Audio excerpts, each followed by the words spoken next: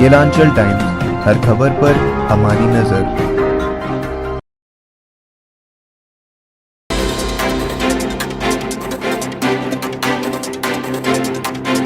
नमस्कार, स्वागत है आपको केलांचल टाइम्स में। मैं हूँ आपके साथ वंदना। आइए चलते हैं खबरों की खबर में, जहाँ पे हम आपको देश और राज्य से जुड़ी मुख्य खबरों में ले चलेंगे।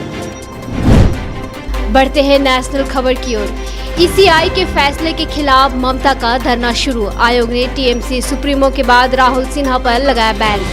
चुनाव आयोग के बैन के फैसले के खिलाफ ममता बनर्जी का धरना कोलकाता के गांधी मूर्ति के पास शुरू हो गया है। जिला प्रशासन ने कहा कि उन्होंने धरना के लिए कोई परमिशन नहीं दी है।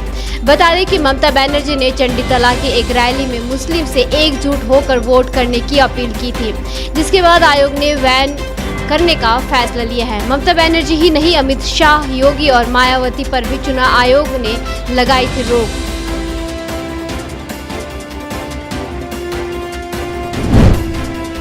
वहीं कोरोना की रफ्तार हुई थोड़ी कम। पिछले 24 घंटे के सामने आए 1 से 1.5 लाख के नए मामले। भारत में कोरोना वायरस से हालात खराब होते जा रहे हैं, लेकिन पिछले 24 घंटे में संक्रमण की रफ्तार थोड़ी कम हुई है। स्वास्थ्य मंत्रालय के आंकड़ों के अनुसार पिछले 24 घंटे में 1.5 लाख नए मामले ही सामने आए हैं। वहीं भारत ने 85 दिन में 100 करोड़ वैक्सीन डोज देकर बनाया रिकॉर्ड। वैक्सीन की कमी की शिकायतों के बीच देश ने नई उपलब्धि हासिल की है। 10 अप्रैल तक भारत में कुल 10 करोड़ वैक्सीन डोज लगाई जा चुकी है। इस उपलब्धि को पाने के लिए भारत को केवल 85 दिन का समय लगा। इसी के साथ भारत सबसे कम समय में 10 करोड़ वैक्सीन डोज लगाने वाला देश बन गया।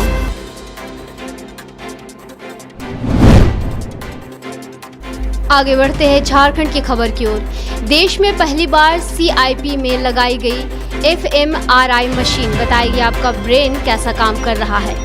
fMRI functional magnetic resonance imaging machine देश में पहली बार कांके के केंद्रीय मनोचिकित्सक संस्था में लगाई गई है। यह मशीन बताएगी कि आपका ब्रेन कैसा काम कर रहा है।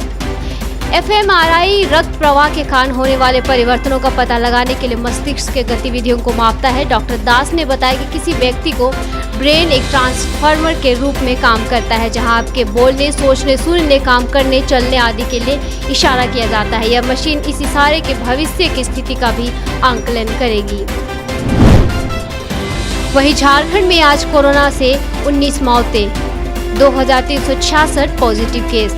राज्य में सोमवार को 37,000 से अधिक लोगों की कोरोना जांच हुई, जिसमें से 2366 संक्रमित पाए गए। इस तरह राज्य में लगातार तीसरे दिन 2000 से अधिक मरीज मिले। हालांकि रांची में पिछले 2 दिनों क्रमशः 904 तथा 1076 मरीज मिलने के बाद सोमवार को कुछ राहत जैसी हुई है।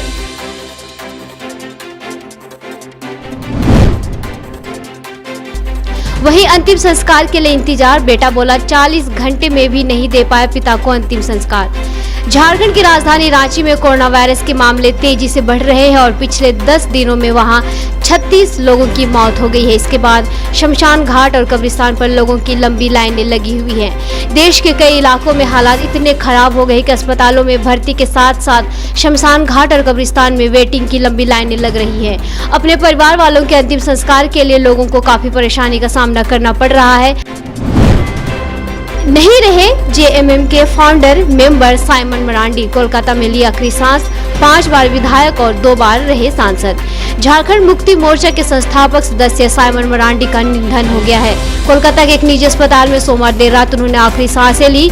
साइमन मरांडी पिछले करीब 1 महीने से कोलकाता में इलाज करा रहे थे। वह हृदय रोग के अलावे कई गंभीर बीमारियों से जूझ रहे थे। साइमन मरांडी 2 बार राजभर क्षेत्र के सांसद और 5 बार विधायक रह चुके हैं। वह झारखंड सरकार में मंत्री भी रहे हैं। इनके व्यवहार और अपमान के कारण क्षेत्र के लोग इन्हें दादा के नाम से ज्यादातर पुकारते थे।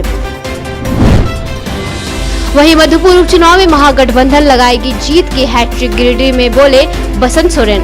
झारखंड के मधुपुर विधानसभा सीट पर होने वाले उपचुनाव को लेकर सियासी घमासान चरम पर है। सत्ता पक्ष हो या फिर विपक्ष, पार्टियों के नेता लगातार मधुपुर के दौरे पर है। इस बीच दुमका के विधायक बसंत सोरेन मधुपुर जाने के दौरान गिरिडीह के JMM कार्यालय पहुंचे। विधायक सुदीप खुराम कुमार सोनू के साथ उन्होंने यहां पार्टी नेताओं के संग मुलाकात की। उन्होंने कहा कि जिस तरह से दुमका और बेरमो उपचुनाव में महागठबंधन ने जीत दर्ज की है, उसे दोहराते हुए मधुपुर उपचुनाव में भी हम जीत की हैट्रिक लगाएंगे। आगे बढ़ते हैं बिहार खबर की ओर। बिहार में 2999 कोरोना पॉजिटिव, 11 लोगों ने जान गंवाई। ताजा आंकड़ों के मुताबिक बिहार में कुल 2999 लोगों की रिपोर्ट पॉजिटिव आई है। इस दौरान 24 घंटे में 11 लोगों की मौत हो गई है।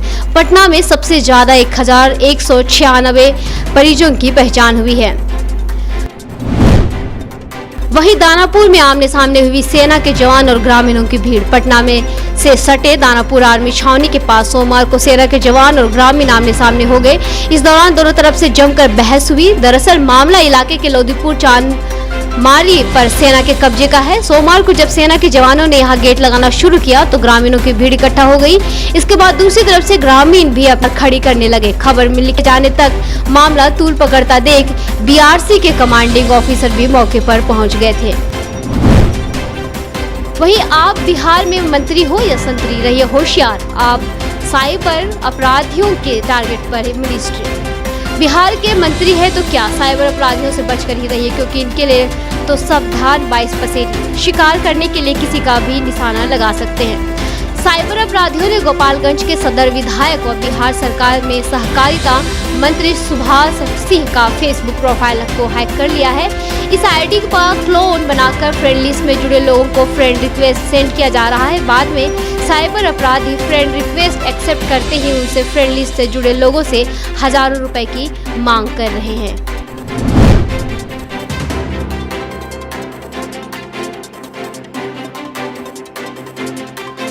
केलांचल टाइम्स, हर खबर पर हमारी नजर।